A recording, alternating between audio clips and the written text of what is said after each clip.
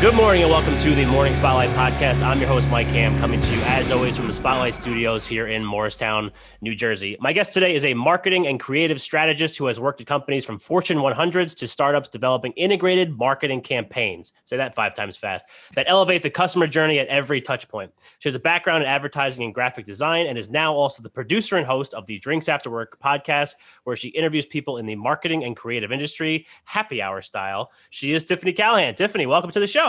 Hi, thanks for having me. It's awesome to have a spotlighter on the show because I know that you listen like religiously almost, right? Yeah, almost. When I can't listen exactly when it's live, I catch up after the fact, but yeah. Well, yeah, that still counts. That still counts for sure. So right out of the gate, I have a question for you, and you are not prepared for this question. So, lovely. So in the email that I asked you to send me, like your bio and everything, you wrote in that email, "This might be the hardest thing I've done all week." Does that mean you've had an incredibly difficult week or easy week? Because that makes me feel very self-conscious. A little bit of both. I don't like talking about myself. And I didn't have a bio prepared. So writing a bio about myself was very difficult for me. It's Tuesday, so it's not that much into the week.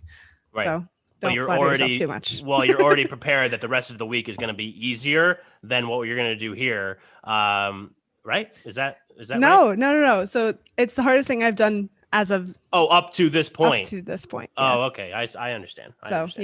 All right. Yesterday I was at the beach still, so it's not. Yesterday you were at the beach? I was. Yeah. Oh, well, yesterday was a great day. We went on a hike and it was like way too hot. I mean, it was like 95 degrees and we were in some trail in Millburn and like just sweating our asses off. It was fantastic. Nice. We'll try not to be too Jersey on this podcast for everyone else listening. Yeah, whatever. Screw them. They're not even listening anyway. Tuned out. Yeah, right. They're done. All right. So I need to, we're going to talk about a lot of different stuff today. I have so many different things that I do want to get to over the course of this episode. But we're going to start with one thing that I know for a fact that you're an expert on. So we're going to talk about Reels because you are like the Reels queen, you know? So I need to know why, what became of this fascination with Reels and trying like doing the 30-day Reels challenge, which I failed. I stopped after like 2 weeks. I just couldn't do it anymore. It was like too much stuff. And so like why Reels? Tell me about it. So that's a great question. I don't actually know. I think it was just a brand new feature on Instagram, and everyone that I saw that was doing Reels consistently was getting massive organic growth. And I knew that it was like a unique way in which Instagram was rolling out those Reels and pushing the Reels content.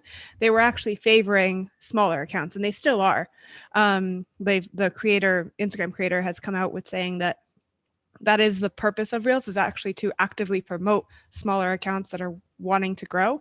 So if you have like 0 to 1,000 followers, they're going to push out your content more to people than if you have bigger accounts. They still are pushing out bigger accounts. So that's not to say that people that have bigger accounts shouldn't do Reels, but especially if you have a smaller audience, that's really the place where you can grow. And I just found it very interesting. It was a different medium that I hadn't been doing or even interested in doing before. Yeah. Short form video. And like, I saw TikTok, I found it interesting, but I never actually wanted to dive into TikTok. And then because I spend all my time on Instagram anyway. And basically TikTok came to Instagram. I was like, all right, this is going somewhere. This short form video is going to be the new big wave. I should probably figure this out and just get over myself and do it. And then I found out that I was having a lot of fun doing that. So I just kind of dove in head first, and someone I saw that was doing the 30-day Reels challenge, I was like, this sounds fun. Let me try and force myself to be creative. Yeah. Because another problem with me is my creativity comes in flows, in it like ebbs and flows. Is that the saying? Yeah, ebbs and flows. Probably. Yeah. And so like some days I'll be churning out like fun, awesome posts like for 10 hours, and then the next day have zero creativity, zero motivation, not want to do anything, and not want to like think outside the box of something cool and interesting for Instagram. So having a 30-day Reels challenge was a way to get myself motivated to do something consistently. Yeah. Well, tell me, like, so you're a podcaster, and we're going to get into the podcast a little bit later, and I'm a podcaster, and we met in podcasting rooms, and we're going to get into that more. Yeah. I don't know if you knew, but this is a podcast.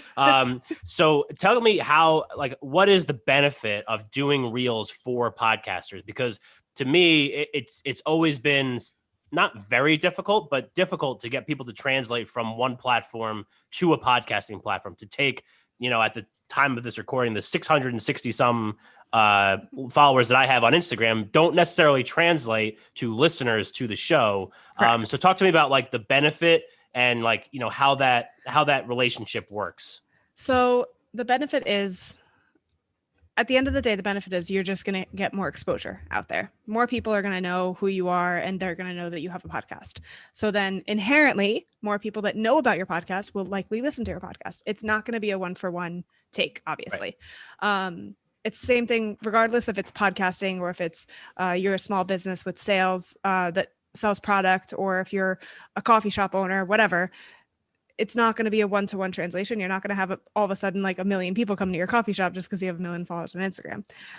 But what that does mean is that your brand is being exposed to more people. Right. And with it being exposed to more people, the likelihood that either that person or someone that person knows is going to eventually be a listener, buy your product, go to your coffee shop is much, much higher. Right. So essentially, it's a platform to be able to get your name and your brand out there. What it does, and it's funny because we were actually just talking about this over DM. It's a great way, or Instagram in general, social media in general, is a great way to engage with your audience, because obviously podcasting is a one-way conversation. You put content out into the universe and people listen, but they can't necessarily interact with it unless you give them some sort of call to action. DM me on Instagram, email me, go on my Facebook group, whatever. There's no way of interacting with the people that are actually listening to your show. So by having and producing content on Instagram, you're allowing that conversation to take place back and forth with your listeners. And for Reels specifically, I think it's no more than a way to get out of your comfort zone. People that have podcasts, generally speaking, like to talk to people, and like to have their voice heard. Some podcasters like you do video. And so it's just a little bit of an extension and a way of doing video in a short form sense. For other people like me who only do an audio podcast, it was a way of getting myself and my face in front of the camera. So it's just, it depends. And honestly, it really depends on what you want to get out of it too, like what your purpose is. Some people start on Instagram and then do podcasts to kind of continue the conversation that they're having. Right. So I know a friend of mine has a massive following on Instagram, massive for my sense. She has like hundreds of thousands of people following her. Yeah. And she really cultivated that community and created a presence for herself on social media. And then from there, some of the conversations that she's had has lended that to creating a podcast to support some of the stuff that she talks about on Instagram. So for her, it was actually a backwards thing, but it was a way of getting a little bit more long form content and more in depth into some topics that she posts about.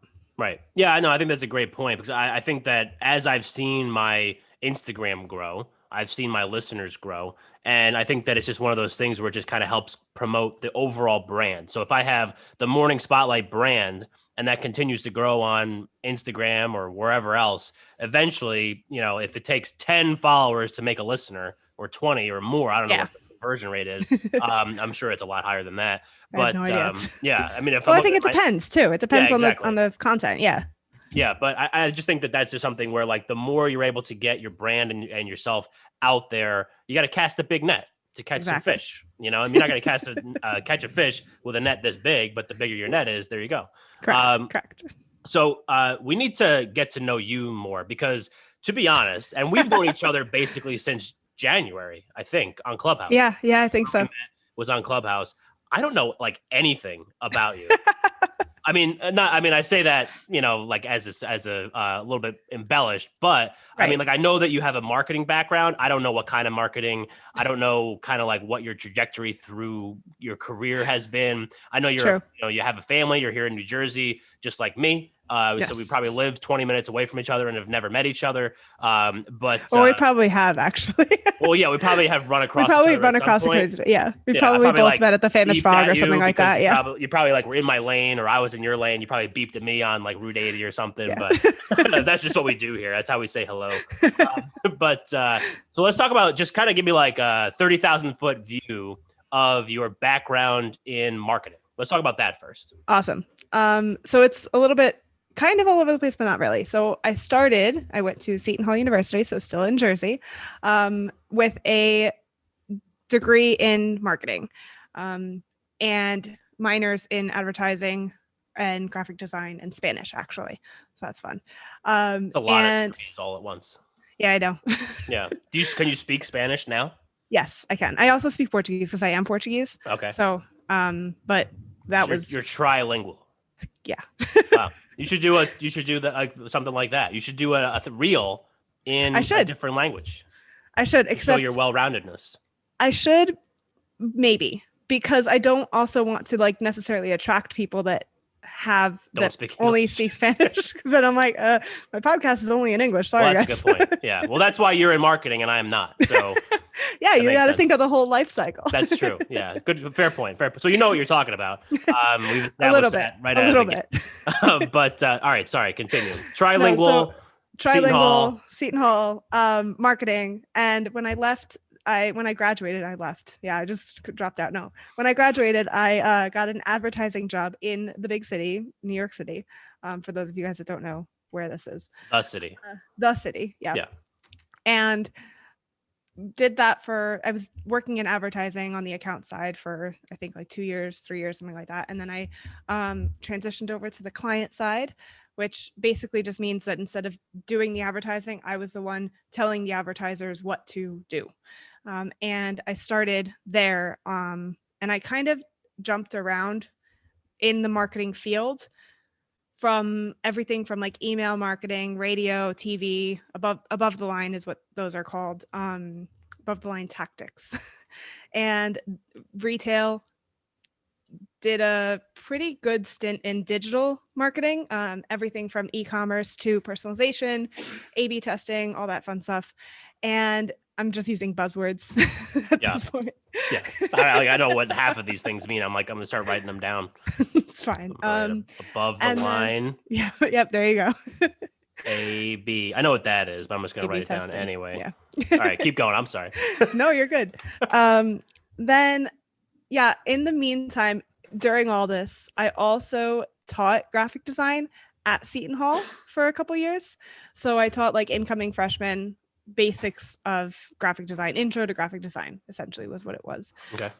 So I stopped teaching my own classes, but I do help out every now and again still with all the portfolio reviews and with all the finals and stuff like that. So I still get the graphic design teaching aspect of it without having to like actually do the course. So that's, was a very big time suck there. Yeah. But yeah, now I work at a startup. I'm doing general marketing for them. It's basically, I'm calling it general marketing because there's no focus. It's just get our brand out there because it's a startup. So I have to do all of those things. So it's kind of a good thing that I was able to jump around so much in my past.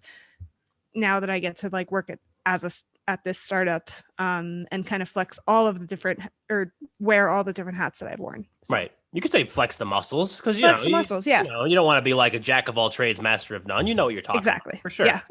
So talk to me about, so you're working at a startup now, and in your bio that I read as we were kind of introing you, I said that you've also worked with some Fortune 100 companies over the course of your career. So is there a difference? Do Fortune 100 companies and startups have can they have some of the same issues when it comes to marketing, or because they're so on opposite ends of the lifespan of a business that it makes it, two totally different areas to try to market in? That's a good question. Thank you. I think it's different. There are a lot of the similarities when it comes to the day-to-day tactical stuff. So, trying to figure out what the proper campaign is going to be, how to get new customers, taking a look at the data that you get, and really optimizing your spend and what you're putting out there and making sure that it's translating well to the customer, taking a look at the customer journey and making sure that, okay, you're talking to them at this point about X. When they buy from you and then they get a secondary email, make sure that they're still talking about X and they're not talking about like Z for whatever reason. So there's still some of the same stuff there.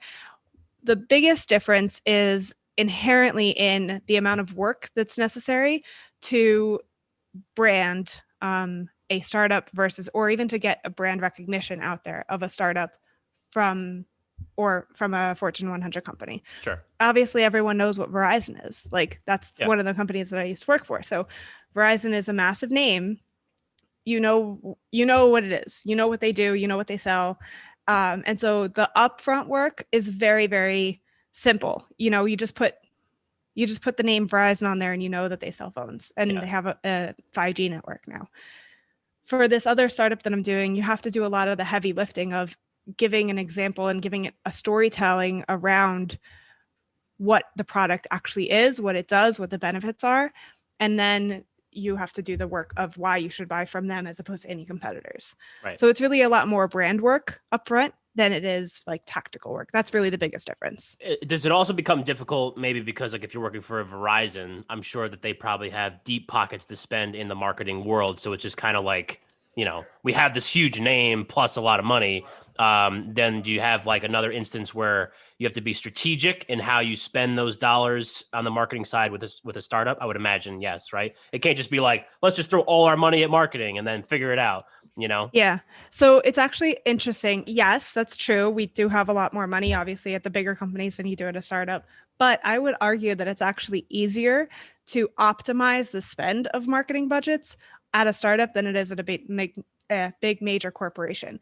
Ooh. When you like working at Verizon, there's so many layers and so many teams and so many people that you have to go through to get one thing approved. So generally speaking, you'd have to work with the media team, who has to work with the media agency, who then has to work with their channel partners, and then back up the ladder. And you have to get that approved through your manager, who has to get that approved to their manager, get that approved through the CMO, all these layers that you have to go through. Versus at the startup, I just kind of look for, hey, I'm spending more money on Facebook this week, and then I'm spending more money on Google next week, and Google performed better. So, hey, boss, I'm going to spend an extra $300 on Google next week because it performed better last week. Right. So you're able to optimize a lot quicker. You're able to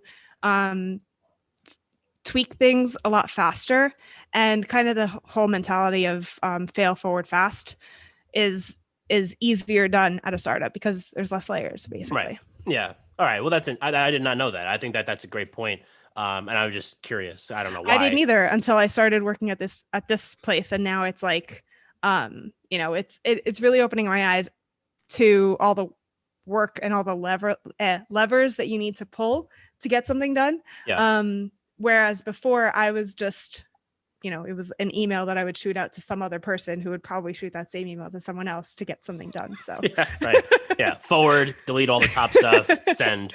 Yeah, basically. Yeah. So, because I guess maybe this might be like a stereotype of small businesses, but I just thought for whatever reason, maybe it was something where you have a startup, and because maybe they don't have the funds of a big company, maybe they're a little bit hesitant because they don't understand the benefit of putting the money to work. You gotta spend it to make it, kind of thing. Yeah. Does that ever something that you have to run across? Yeah, definitely. So we actually had an instance with our CEO.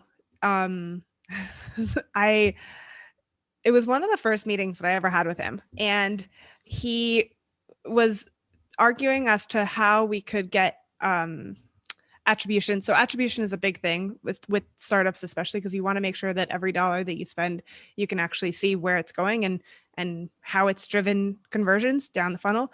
Attribution basically means that, you put a billboard out there, you want to know that the sale that you got is from that billboard, or if it's from the Facebook campaign that you ran, right. Or something else, or like the email that you sent, which generally speaking, it's very, very difficult to identify that you only were able to get that sale from that one tactic.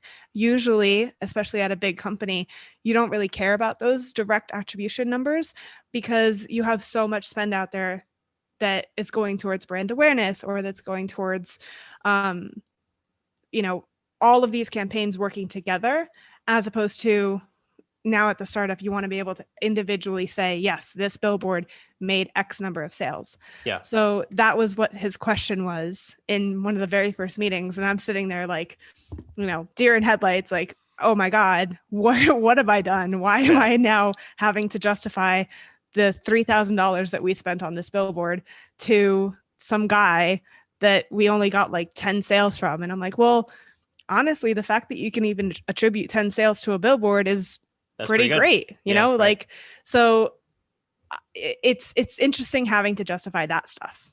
I forgot the question as I was going through this. That was the question. Okay. It was just like, like in a startup environment, like, would it be hard to convince people to spend money? And I feel like that's something, because I feel like a lot of times with my friends that are in marketing, a lot of times they struggle with the conversation about like, hey, you're spending this money, you're not going to see an immediate return. It's gonna be something that maybe you will, but not all the time. And eventually, like, the more you put that stuff out there, and it's like people see it more and more, then they're like, oh, morning spotlight, or drinks after work, or Mike Hand, whatever it is. You just got to put the stuff out there. Yeah, it kind of comes down to also, so I help out a lot of small businesses in my area with some of their marketing efforts too. And it ultimately comes down to what is it that you want to drive at the end of the day. So for my startup, my day job, for them, they want to drive sales. So, having to justify spending money on a billboard is actually really difficult because billboards don't necessarily impact the bottom line. So in those types of meetings, I really dig down and I say, okay, what is it that we're trying to do here? Are we trying to build brand awareness? Because if we are, then I want to focus on these tactics. Or if we're trying to just convert sales, then I'll focus on these other tactics. So it's really kind of understanding what the purpose behind the spend is going to be, and what it is that you're trying to get out of your marketing efforts in general. Gotcha. So I have like another friend of mine, for example, who's in real estate, and he wants to just get leads. So for that, you're not going to put a billboard out there, but you're probably going to like have to go door to door, or I'm working with him on creating a magazine, for example, something like that. That's a little bit, it's going to generate more people interested in who you are, as opposed to calling you necessarily for real estate. Sure. Yeah, no, that makes sense. Yeah. So the graphic design, do you do graphic design? Like, do you actually like do that service, or is that just something that you've had experiences in? I used to, and I didn't like doing, I used to, and I had a client one time that was not very fun to work with. And then I realized that, my style, I like graphic design to be fun, and for me to like deal with nitpicky people. I didn't want to deal with nitpicky people. So yeah, who does? So honestly. So they didn't like your graphic designs.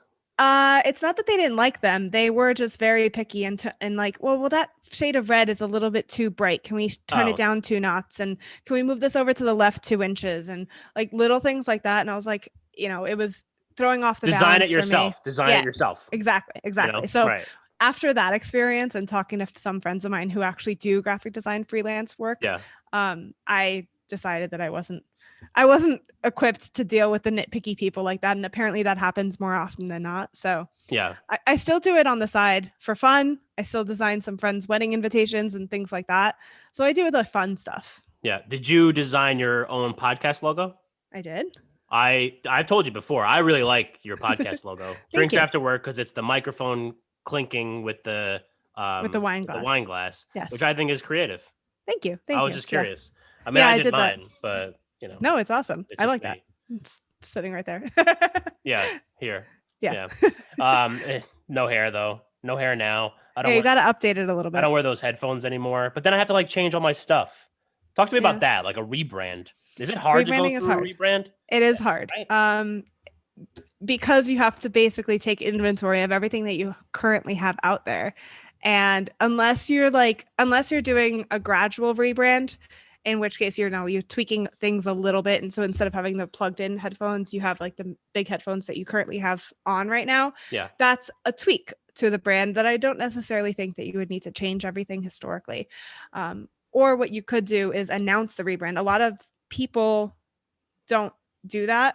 They just kind of, slowly rebrand themselves, or they do a big branding reveal or something like that after the fact. So you could announce that you're rebranding or that you're updating, and then keep everything similar. Changing something from having like one set of headphones to another is not that big of a deal. And even making that little icon a bald guy, or putting a hat on him, you should put a hat on him. Yeah, but I feel like that's going to be hard, because if you do like a graphic design with like a front on hat, you're not going to be able to tell what it is. No? You could put a backwards hat. But I never wear a backwards hat. It doesn't matter. It's just symbolic. I don't know. See, I would be one of these nitpicky clients. I'm getting free advice on my show from you, and I'm being nitpicky. That's fine. Send me the vector file, and I'll tweak it. And I want to get my hands on it. This is the kind of stuff that I like doing. I like doing like little intricate designs like that. So right, but then I have all these T-shirts and stuff that have been bought by the masses out in the world. So what do I do with those? It's fine. They vintage. Still stay the same. Yeah, they're vintage. Yeah, I could do like a retro. Because you're not changing the Morning Spotlight name. If you were changing the name, then that would be a massive, massive, massive change, and you'd have to have all those people like have a massive bonfire. Okay, where we just burn them. Yeah, like resell them new shirts. Yeah, exactly. Right. That's one way of making more money, to selling the same stuff to the same people. You're like, hey guys, right. Listen, you sorry, bought something that's outdated. So no, I've been bald since October, but you bought this last month, so you're gonna have to buy a new one. Yeah. This is interesting. But I'll send you that. You can do whatever you want to it. I don't care. I don't know if it's a vector file though. I honestly have no idea what it even is. Well, send me the file and I'll tweak it. I also want to get my hands on your cover art, because I love, again, because I have this graphic design background and a love for design in general. Yeah. I was also having a nerdy conversation with someone else in my DMs yesterday about podcast cover art. So that was a whole topic that we drove down, and it was really fun. But as you're tweaking your cover art and unveiling it for the masses, whatever one ends up winning, I'm really excited about that, because that kind of stuff gets me really, like, I love seeing the little details that go into it, and I like to understand how other people's brains work too. So when we talked about your designs, for example, and I saw massive differences in all of them, and you're like, oh yeah, but I'm just tweaking like the font here, or this here, or that here, or whatever. So you're like, no, it's not that way, Mike. Jeez. Yeah. No, but I liked it. It was good. Yeah. Well, I can't wait to see which one you end up with. I know. Well, I did have a winner at the end of that vote, but I have not unveiled it, because I feel like I need to tweak it even more, because it's just like, I don't know.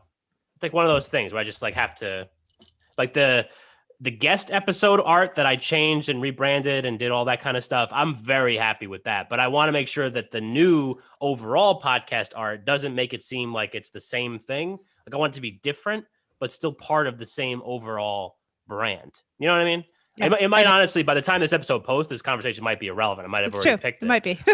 But now people will hear the thought process that went into. It's a little peek behind the scenes. Right. The man behind the curtain type thing. Like the Wizard of Oz. Yeah. Exactly. So, okay. So we got on the podcast. That's how we met. We met on Clubhouse. Yes. What I find cool is that when I met you on Clubhouse, we would jump into other rooms and whatever, and you hadn't started the show at that point.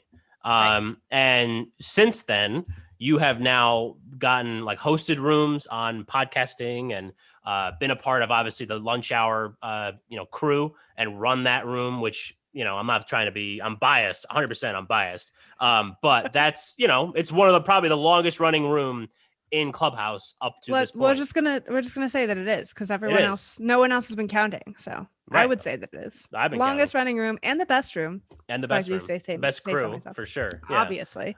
So and that's only been in the span of 5 or 6 months. Right. So what's that experience been like to get all the information at the beginning, start the show, be 10 episodes in, and then now be on stages giving people advice about podcasting? You ever feel weird about that? 100%. I mean, I mean, I do imposter too. syndrome is a real thing. Yeah.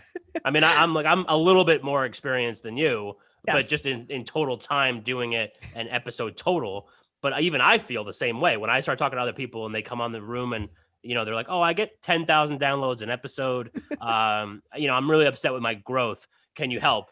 I'm like, want to switch seats with me? Because I don't know how the hell you even got to that high. But no, please take it away. One of the first days that I met Jim, who does kids short stories, he was in the room today. And today being June 8th.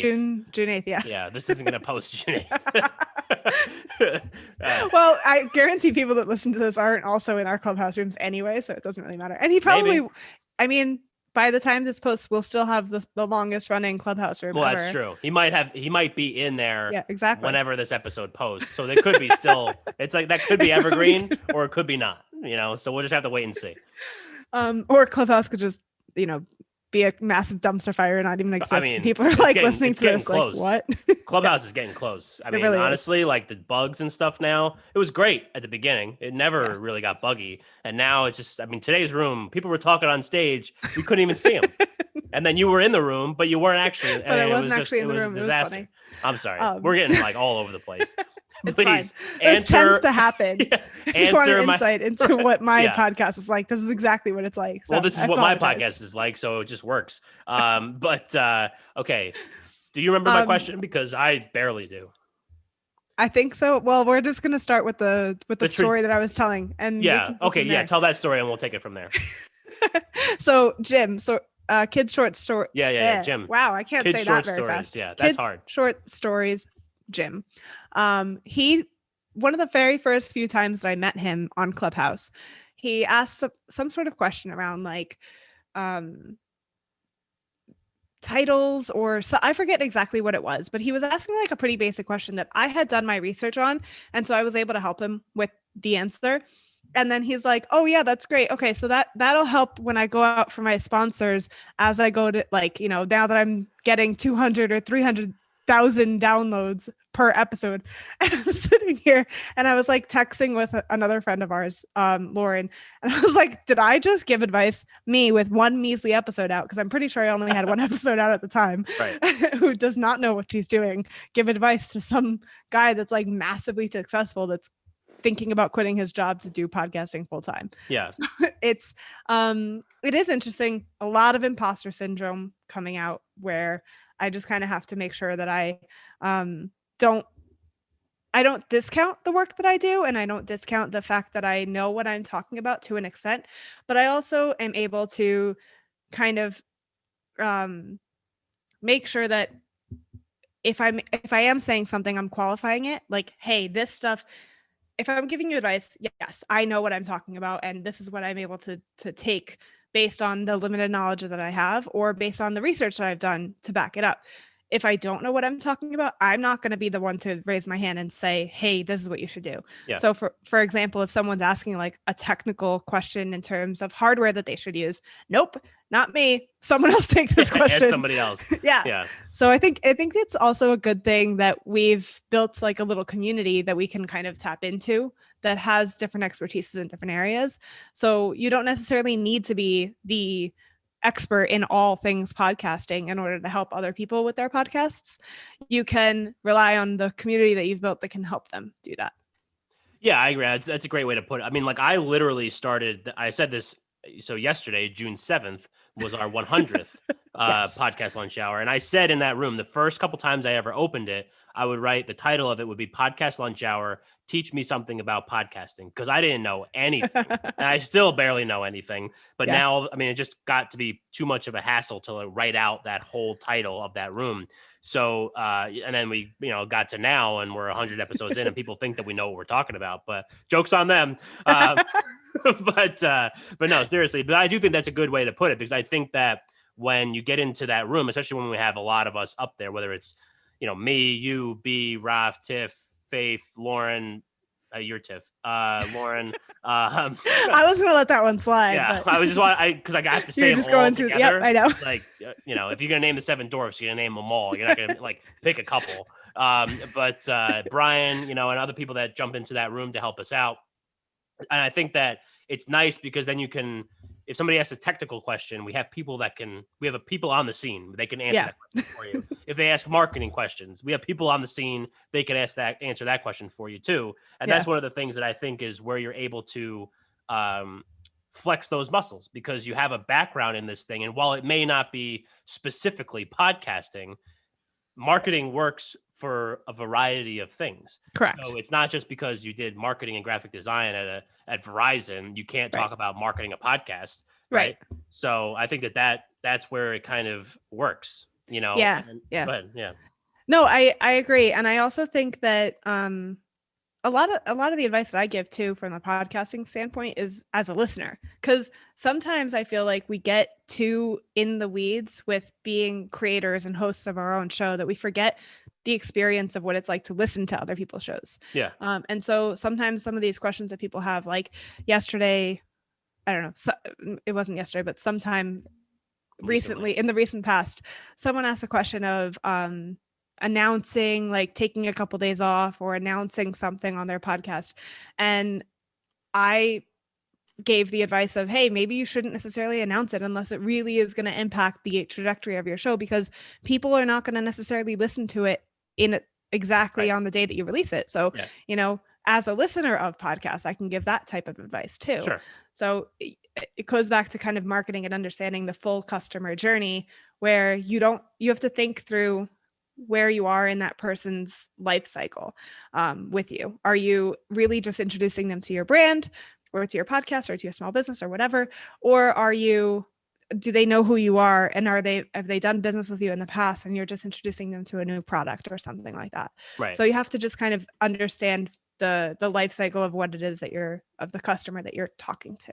Yeah. And I also think too, piggybacking off of that, which is one of my favorite phrases, the fact that you've posted 10 episodes after spending so much time on Clubhouse, learning from people that we frequent rooms with that can answer questions and get you prepared. Not many people make it to 10 episodes. That's like a stat, isn't it? They stop at like 7. I think, something like that. But you've made it to 10, and I think that June 8th, as of June 8th, probably 12 or 13 by the time this one posts. Yeah, fingers crossed. But that'll be a real kick in the ass if you don't. But if you stay at 10, it's gonna be hilarious. I think because you've done that many, and because you spend so much time just like learning, it still gives you a platform to talk about the stuff, because you've done stuff that maybe it could be a newer podcaster than you. Or even someone like me, when you talk about the listening, you've sent me stuff on my episodes, and I'm like, I never thought about that. Or the audio sucked on this guy at the end of the episode. I'm like, I know, I was just too lazy to fix it. But I have no problem calling you out. I know, and that's why I like it. But I do think that there's something to be said, because like everybody kind of has their different experiences with podcasting, and it's such a nuanced thing where like not every show, while you and I may have very similar shows, they're not the same, No. And then just look at the people that we have as part of our little group of 6. Those are 6 totally different podcasts. They may cover some similar topics, but you have like this track record now of doing episodes and doing things to help grow a brand and all that kind of stuff, so you could talk on those things. I'm not sure where I'm going with this, but that's why I think that I'm just letting you go. You make a great addition to the group, just because and I think that it's just kind of been cool to see the lifespan of from when you first got on Clubhouse and were asking questions, and then to now when you're like one of the green dots. So one of the green dots. Yeah. I do agree. Whoa. I'm sorry. You are in this lightning world with me, and there was one just that hit the ground right outside my house. So that was very, very bright. That just happened. Yeah. The whole room lit up. Yeah. Yeah. Yeah. I heard it. Yeah. So for those of you guys listening, we're going through a lightning storm apparently right now. So. Right. I think it passed me already. I think it's at you now. Yeah. But, anyway, I lost my train of thought. I don't know. I was just saying that you were doing great. Well, thanks. No problem. I think a lot of it has to do with the like fake it till you make it too. Oh yeah, I'm still kind of like it. Yeah, exactly. Yeah.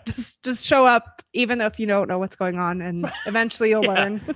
Yeah, that's the thing. Like, I mean, it's gotten to the point where people ask me like really technical questions, or somebody will ask a technical question, then people will bring me up onto a stage somewhere and be like, Mike can answer this. He knows everything. And I'm like, I don't know. This is a $70 fine mic. People don't even know what the hell that is, but I work, this is what I do. And then I've heard of other people talk about microphones. So I'm like, yeah, this one. Or sure. Yeah. Yeah. The other day I was hosting two different rooms at the same time, and then someone pinged me into a third room, and I literally, like, after that whole whirlwind happened, I stopped and I was like, people are actually asking me for advice. Yeah. Like, what? Why me? Who am I? But right. Sometimes I actually know what I'm talking about, guys. Yeah. So Me too. But may not be. That's why I just kind of like let the conversation breathe, and that's why I have people like you around to kind of help answer the questions so that I look even better. So that's And you have a good way of sounding like you know what you're talking about, at least. So that works. Even when I say I don't know what you're talking about, but it sounds like I know what you're talking about. Yeah. Let's just talk about the podcast, because we've been dancing around it like crazy. So why did you start it? Was it just like a COVID project? Was it something that you was another A/B testing type thing with the podcast? Did I use that right? Did I use A/B testing right? Kind of. Maybe not A/B, maybe just testing. Yeah. Just testing. Yeah. Right. Yeah. So tell me about the podcast. So it's called the Drinks After Work podcast. And I interview people within the marketing and creative industry. And I use that term pretty loosely. But mostly I just talk about things that interest me with people that are interesting. And it's happy hour style, obviously, because why not? Sure. But part of the reason why I called it Drinks After Work and the whole brand stemmed from there was because I actually, especially stemming from like my early days in advertising, after hours, we would either crack a beer or we'd get some wine, or we would go to the bar across the street from where we worked and have drinks after work with people that we were working with. But then we'd also my friend from this company would come, and then so-and-so's friend from that company would come, and it would kind of be like a fun little networking event where we talk about, fun side projects that we worked on, or crazy clients that we had, or, whatever, kind of half venting, but also bouncing interesting ideas off of each other. Yeah. And then when I left the advertising world, part of me thought that was going to end basically. And then I found similar people with similar interests at Verizon, and then at other jobs that I've had, where that those types of conversations I just kept finding myself in, and I find them fascinating, and I like having those types of marketing creative conversations with people and learning from people too. So I left Verizon a couple of years ago and kind of took a hiatus from the working world, really.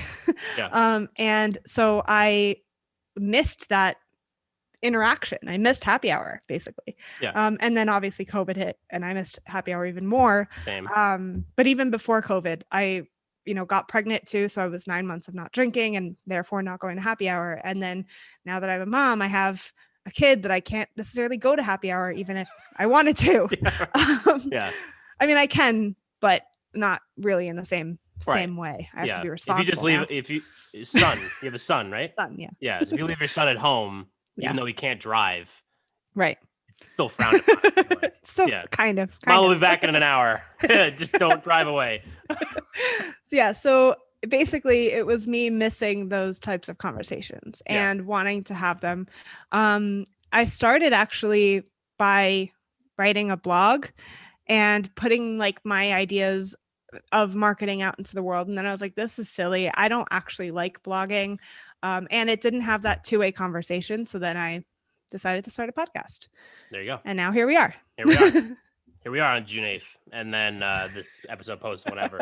But so tell me like what the experience has been like, because I know, you've talked about it in Clubhouse rooms, how, with all the other stuff going on, you work, you are a mom, you have a podcast, you're a Reels champ, you're doing all these different things. How do you juggle all those things? And do you see at times some, taking a hit? Obviously, I'm sure not the mom or the work stuff, but maybe the other peripheral stuff like the podcast, like how's that, roller coaster been? Yeah, it's been a roller coaster. That's a great way of putting it. And actually, fun fact, if you listen to my podcast, you probably know I ask people at the end of it what their theme song is, and my theme song has to do with roller coasters. So there's a whole little fun fact there. So. I didn't even know that. I just guess. There you go. What's the song? What song is about a roller coaster? It's Incubus. It's called "Wish You Were Here," and the specific line is, "Life's a roller coaster, and I'm not strapped in.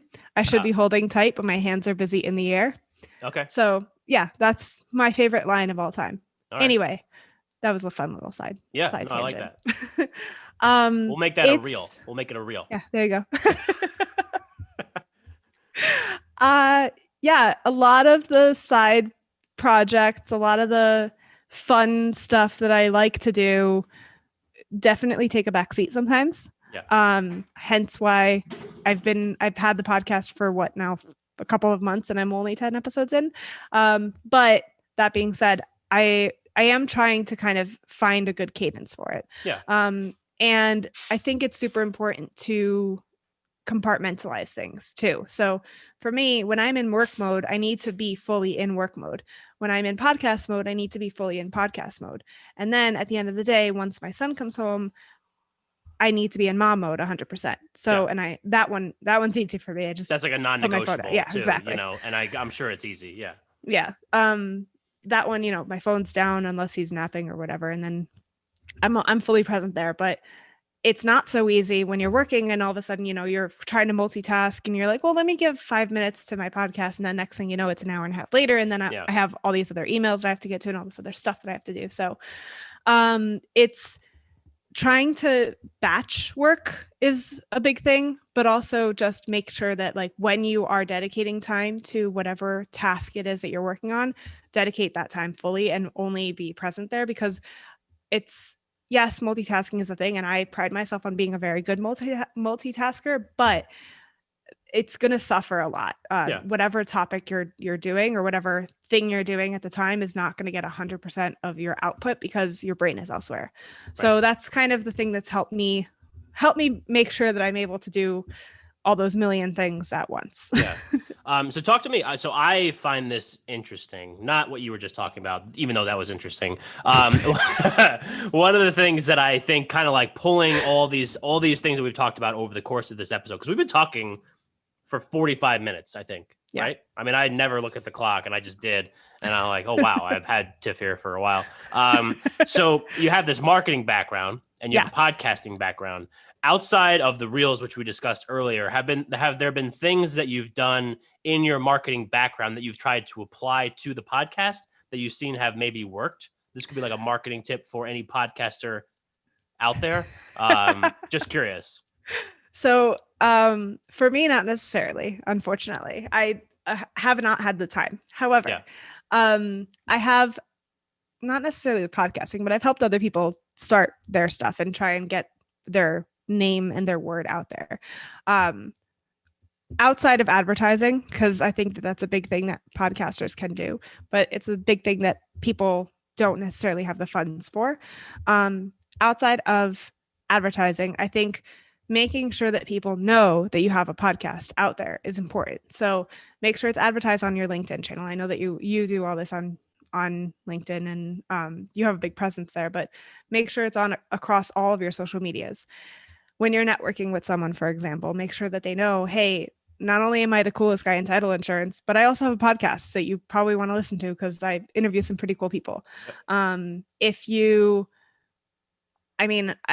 know it's annoying because I see all the funny memes about it too, but like the stereotypical saying that if someone has a podcast, they have a podcast because they're going to tell you that they have a podcast. Right. Yeah. I think it's important though, because if you don't tell people that you have one, how would they know? No idea. Like they wouldn't.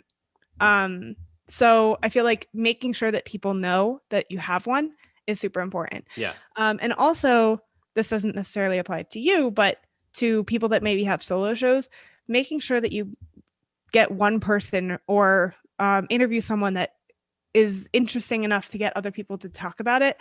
That kind of buzz is really important too. Right. So those are some like quick organic ways of doing it.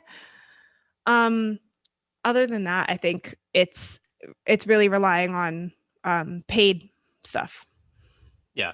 Right. Which I just like started recently dabbling into it. just to kind of see like if there's a big mover, and we're, I'll let you know. But yeah, no, I think the organic stuff, obviously has been the biggest driver because that's how I started the show. I mean, Exactly. like I did not do any paid stuff, and then just kind of grew a decent sized audience, not huge, but just something because I was leveraging other people's audiences by having guests on the show and making sure that I've evolved a lot of what I do over time, but a lot of it still is based in that organic side. So I just, was curious to see, what suggestions or tips that you had. So going back to the show real quick, I'm always interested to kind of hear goals from people. So you're 10 episodes in at the time of this recording. Do you have any goals for the show? Like, is this something that you want to I know you said you want to find a good cadence and a good rhythm and all that kind of stuff. And I know that you've talked before outside of this show about possibly altering maybe the format or whatever it is and kind of how you post episodes or whatever. But do you have any goals? Like, do you see it evolving into anything different, or would you like it to evolve into anything different? Or are you happy with kind of what you're doing right now? So my problem is I have too many goals. I have too many ideas. Too ambitious. Yeah. My biggest weakness is I try too hard. Well, no, I don't necessarily try too hard, but right, I have too many ideas to be able to try. Right. I feel like I'm the same way a lot of times. Yeah, but keep going. I want this to take off. I want this to be like the next biggest thing. I have lots of people in my head that I want to be.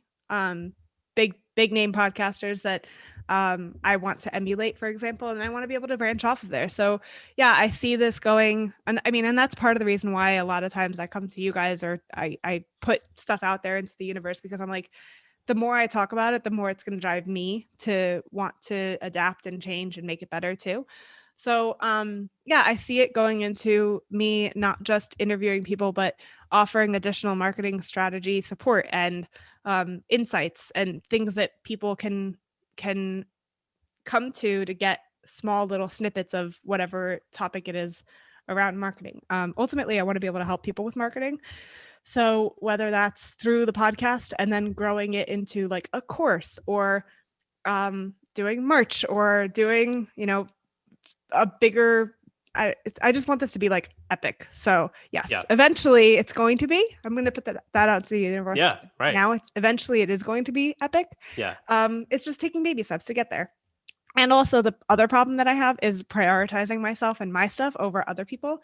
So like I said in the beginning, I'm probably going to not edit my episode and end up playing with your logo instead. So yeah. Well, I'm not sending it to you until this episode posts. I'm not sending you my logo. I'm just kidding. I'm going to send it to you like right after this. But yeah.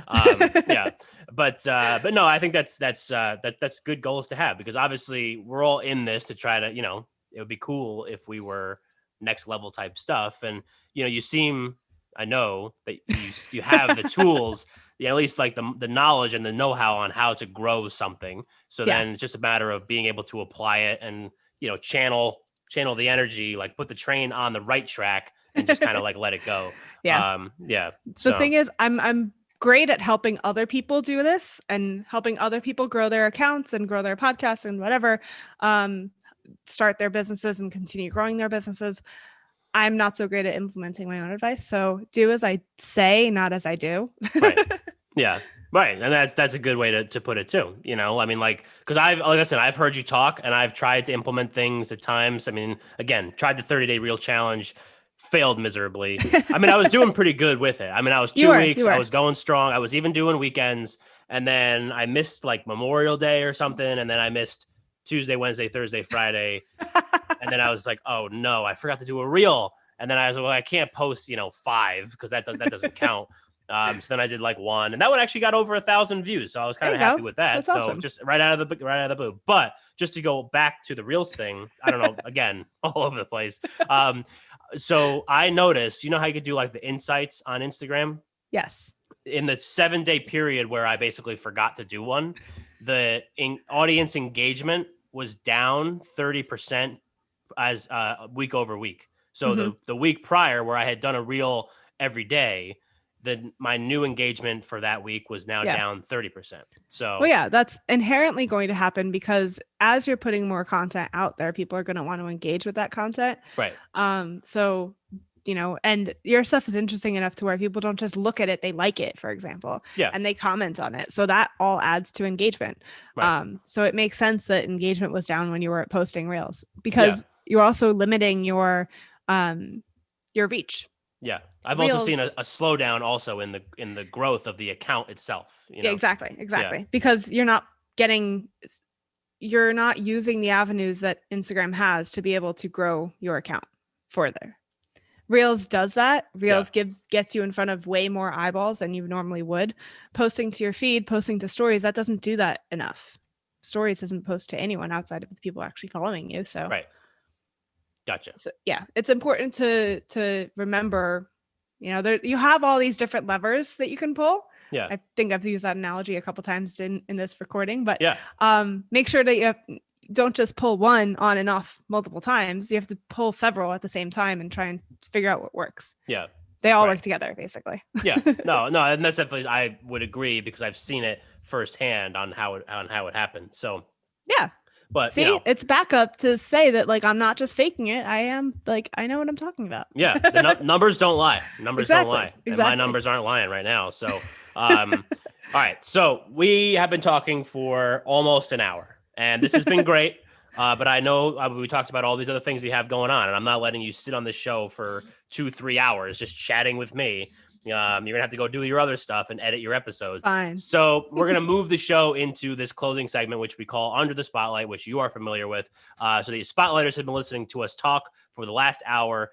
So what would be one thing that you would want them to walk away from this episode with? So you are under the spotlight. It's funny because I texted you and I was like, I'm nervous for this segment because I don't actually have anything to say. Everybody has something to say. Well, yeah, going through this conversation has helped me develop what I'm going to say. Yeah. So I think it's important to understand two things. One is, does not matter what it is, what company it is that you're doing or that you're working for, or what brand it is that you're trying to start, what your endeavors are. Marketing is important, and understanding your customer is the most important thing that you can do. Not just where you want them to be, but understanding where they are currently today. So whether that's knowing that people don't know who you are and what you're doing, and the fact that you have a podcast, or the fact that you have a coffee shop, or you have this product to sell, or is your customer, as a person that you're targeting, someone that does know who you are and is intimately familiar with what you do. So understanding the difference and knowing that there is a difference is step one. Yeah. Step two is being able to talk to those people differently is another huge thing. Because the number one thing that I see people do, mistakes that people make, is they talk to every single one of their customers, every single one of their target audiences in the same manner. And they don't realize that people need individual attention. Basically, we're all needy people. Right. And so they want to feel special. Everyone wants to feel special, whether it's the person that literally has no idea who you are or the person that knows you and has bought from you 17,000 times. They both want to feel special. And so when you talk to them the same way, they don't feel special. They don't feel like they're going to like or connect with your stuff, whether it's a podcast, a product, whatever. And so they're not going to continue to be a loyal customer if they already are, or they're not going to buy your stuff in the first place. So basically, understand the customer life cycle, understand their journey with you as a brand, whatever it is that that brand is, and then talk to them a little bit differently and make sure that, you treat people special. Treat people special. That's the ultimate. Special. That's the spot. Yeah, there we go. People are needy, and they need to feel special. Right. Yeah. I mean, you put so much pressure on yourself for that one answer because you knew it was coming, and that was great. No, that was perfect. So for the people listening, the spotlighters, if they need more TIFF, where can they go to get more TIFF?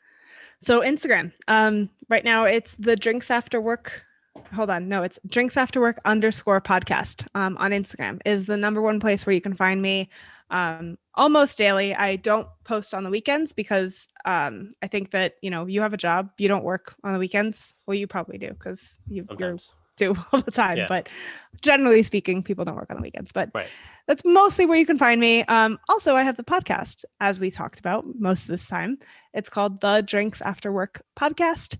And you can find it everywhere you listen to this show, because you're probably listening to the show on Apple or Spotify or wherever else you listen to podcasts. So Very true. Yeah. Also listen to my show. Yeah, right. No, I would agree with that. So, and I will, if for whatever reason you don't want to go directly to Tiff and you want me to connect you to Tiff, I don't know why you would want that, but we could do that. So you could either email me at themorningspotlight@gmail.com or go to the website, themorningspotlight.com. I would be happy to make that introduction or hear from any one of you.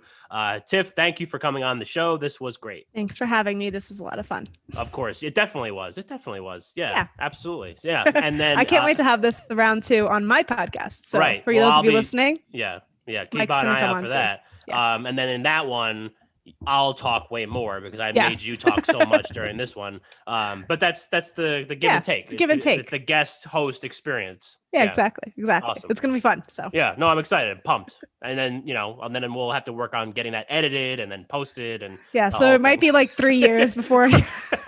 Yeah, right.